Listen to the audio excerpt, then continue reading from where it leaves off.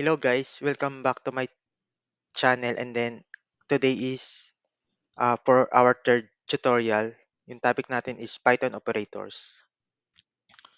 So, yung operators ginagamit natin sa Python like paggawa ng mga logic natin.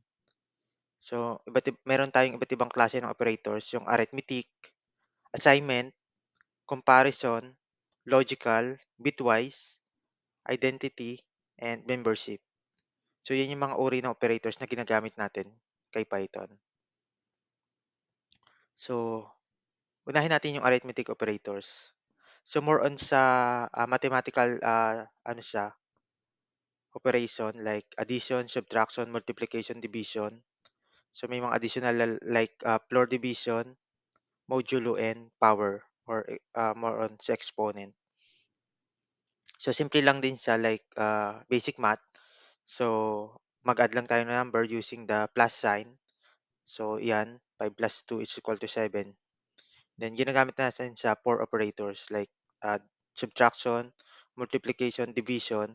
So yung floor division naman niya is kukunin natin yung whole number instead of may decimal. So like 10 divided by 3. So 3 yung result niya instead of yung may decimal. Then same as sa modulo, ito naman yung remainder. So 'di ba 2 divided by 5 divided by 2 is equal to 2 remainder 1. So, kinukuha niya yung remainder ng result.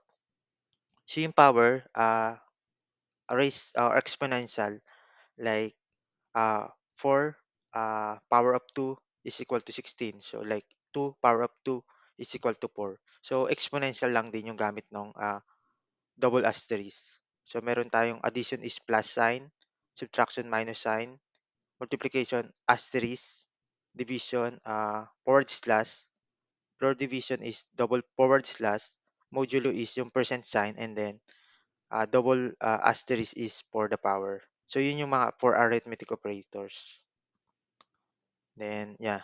So magbibigay tayo ng demo later on sa after ng explanation. So the next one is assignment operators.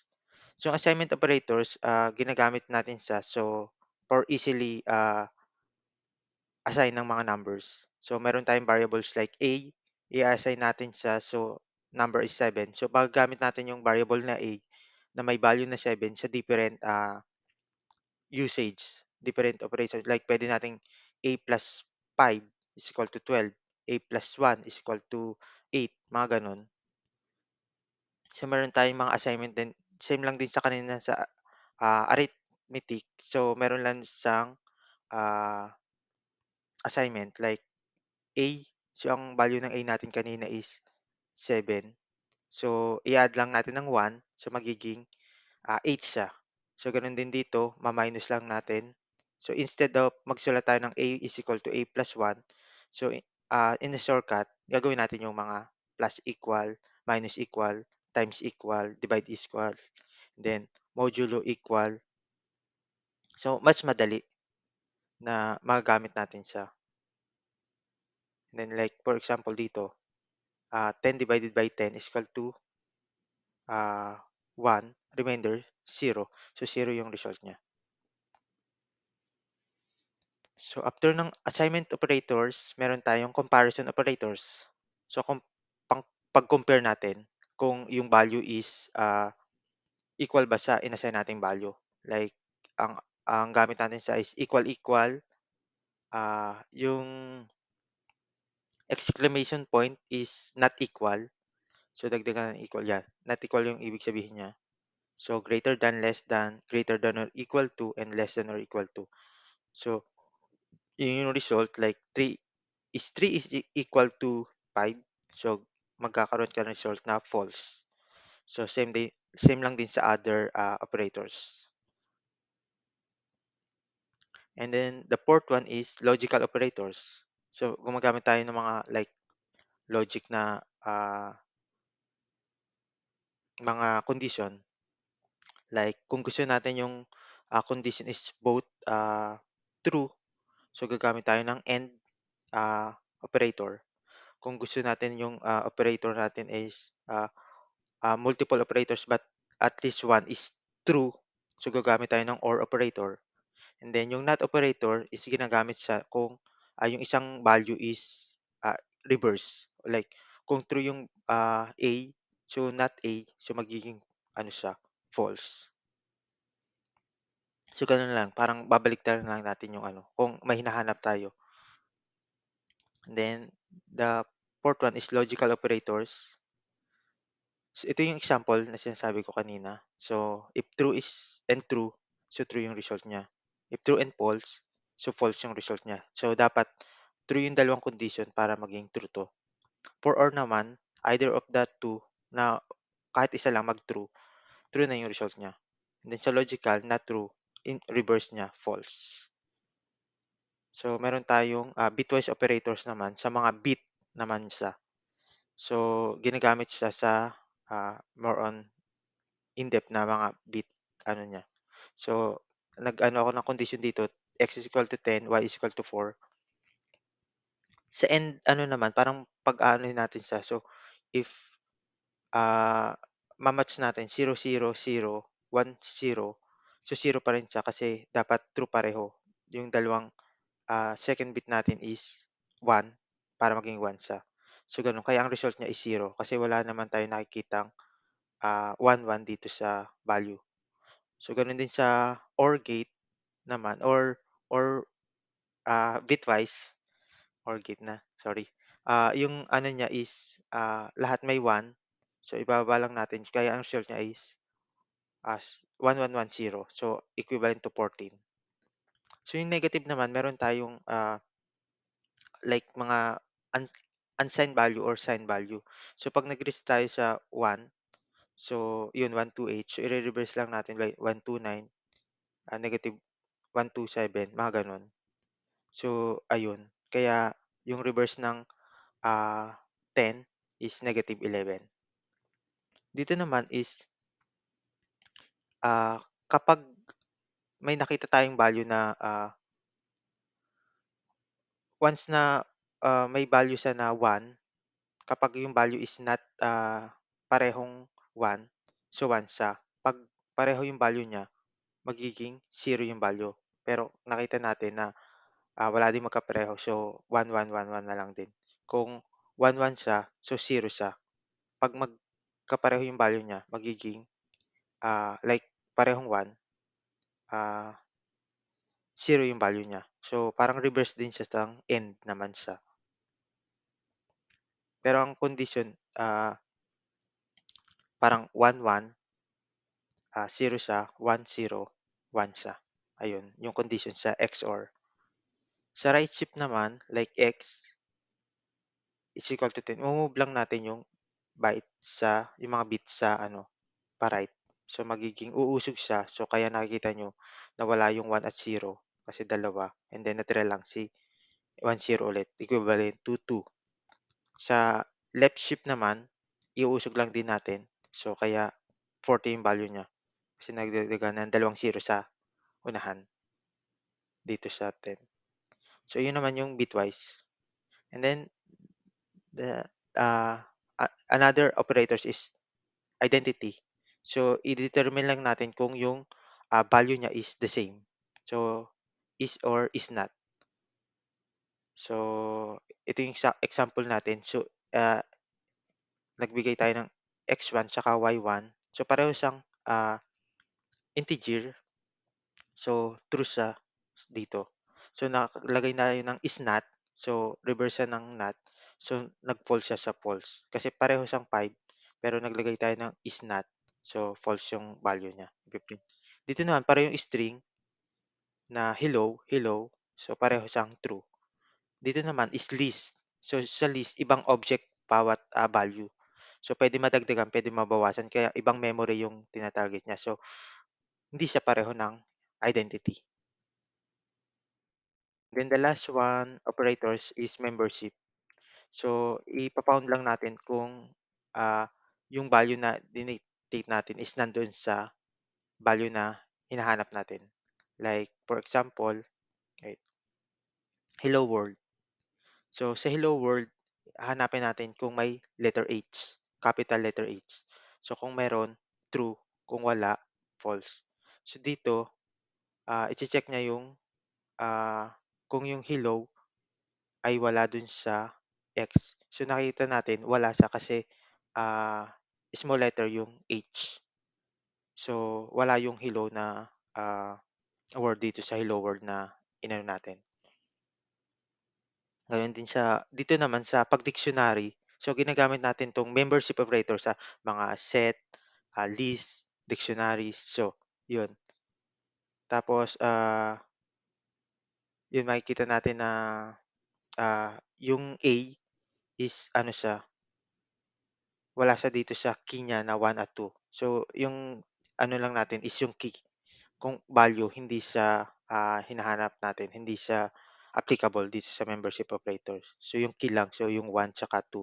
Yung value na A at B, ah, hindi siya present dun sa as key dun sa dictionary. So, ayun lang yung member ano, and then punta tayo sa,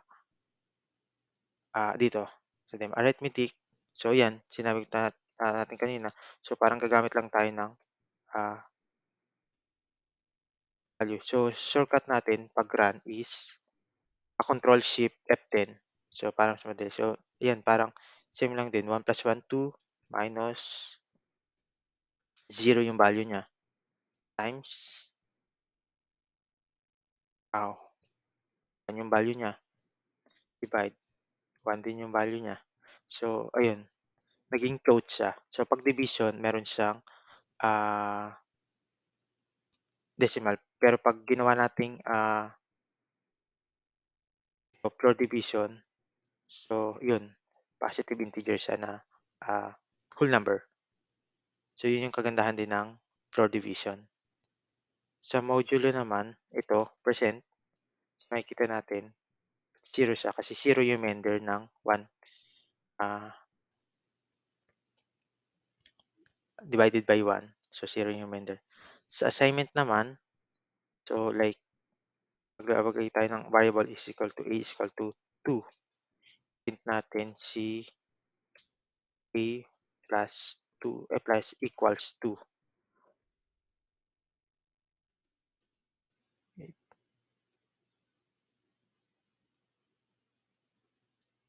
Gawin natin to. Hindi siya, wait. Mali yung ano natin.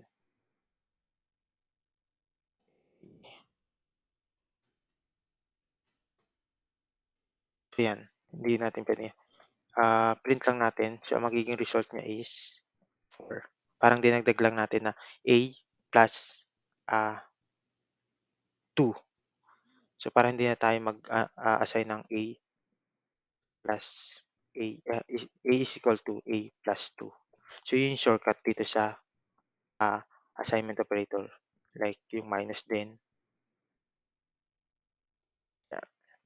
Yan, 0. So, 2 minus 2. So, multiply natin yung 4. So, ayun yung sa assignment operator.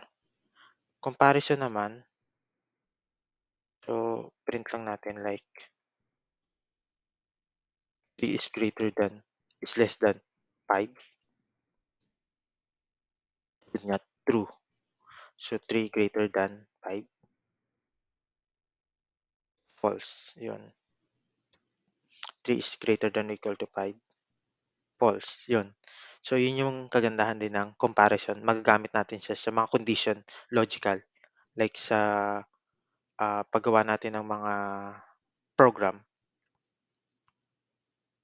Ito naman, gamit lang tayo ng if true and false. So, ang sagot niyan, false. Pero pag true and true, true.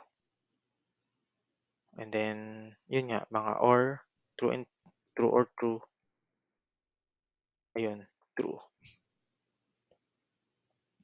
Pag not true, sagot niya, false. Ayun, yun. Sa bitwise naman, like mag-assign tayo x is equal to 10 or 15.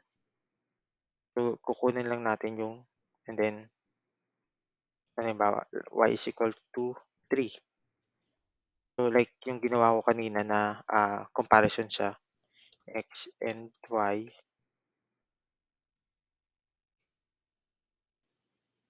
3. So, lalagay ko yung ano dito ng 15. 0, 0, 0,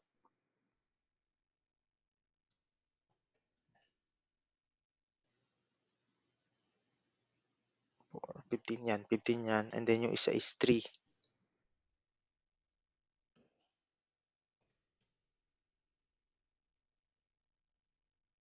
So, makikita nyo, yung dalawa lang yung may 1 and 1. So, ito, 0, 0. So, pag ginawa mo, ang result lang niya is 0, 0, 0. Yan. So, yan. So, ang equivalent niya is 3. So, ganun lang din yung sa bitwise. Sa identity naman, so, yung inano ko kanina, like, nagbigay ako sample x is equal to 45, tapos y is equal to 6. Yan, ginawa ko is x is ah, so same ba sila, x and y? So false. Pero pag ginawa ko 'to yung parehong 45, true siya. So parehong entity niya, parehong number yung tina-target niya. Pero pag list number siya,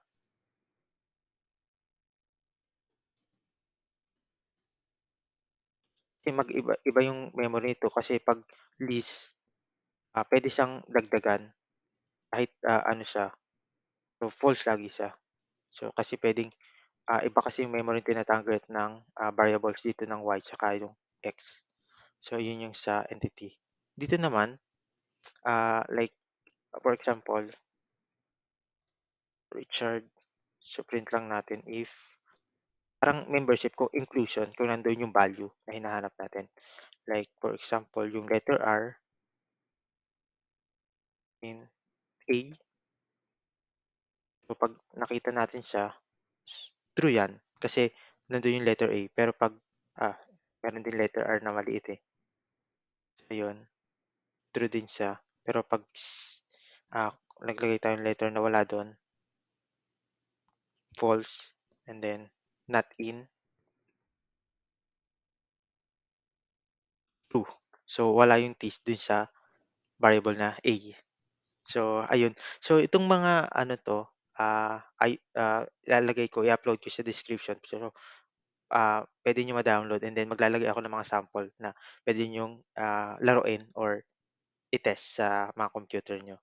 So, ayun lang yung sa operators. Hopefully na may natutunan kayo sa topic na 'to, and then puwede niyo kayong gumawa ng mga simple calculator as application sa halimbawa pag-add, divide, pag-subtract or pag-multiply, and then 'yun laro-laruin niyo lang. So masaya 'to, exciting din 'tong, mga operators 'pag nagamay niyo na rin yung, gamit niya. And then hopefully may natutunan kayo and don't forget to subscribe. Thank you all.